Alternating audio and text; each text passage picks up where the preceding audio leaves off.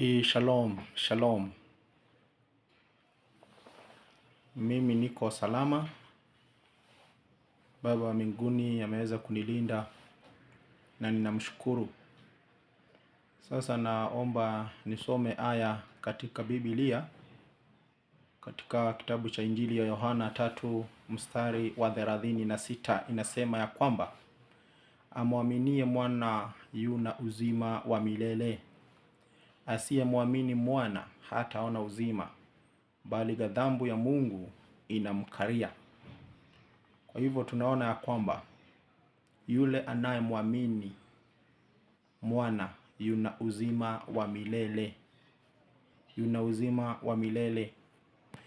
Tena tunaona ya kwamba naye asiyemwamini mwana wa Mungu hataona uzima, bali ghadhabu ya Mungu inamkalia. Sasa mimi nawaombea ndugu zangu wa upande wa kushoto katika imani ambao ni Waislamu, maana wameamini Qur'ani ambayo inayosema ya kwamba Qur'ani 6 mstari huo wa 101 inasema ya kwamba Mwenyezi Mungu hana mwana, maana hana mke. Sasa nyinyi Waislamu, kulingana na vile mmefunzwa na mtume wenu ambaye mnasema ya kwamba ni mtume wa mwisho, ambaye ni Mtume Muhammad,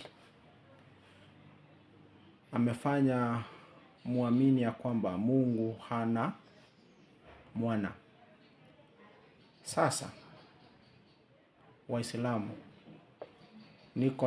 niko na jambo la hofu sana kwenu, maana yoyote asiyemwamini mwana wa Mungu, yeye hatapata uzima. Sasa nyinyi Waislamu, je, uzima mtautoa wapi? Bali mmemkana mwana wa Mungu, au mmekana ya kwamba Mungu ana mwana? Waislamu, mimi nawaomba, ni vizuri mumwamini mwana wa Mungu ili mpate uzima. Maana katika Muhammad hakuna pahali popote amemwambia kwamba yeye ni njia, kweli na uzima. Kwa hivyo katika Muhammad, yeye hata muelekeza katika njia ya kweli, yeye hata muelekeza katika uzima wa milele. Kwa hivyo Muhammad hana uzima wa milele. Kwa hivyo Muhammad yeye siye njia ya kweli, uzima.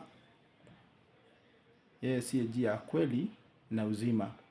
Kwa hivyo Waislamu, mimi ninawaombea sana mpate kujua huyu mwana wa Mungu ili awape uzima.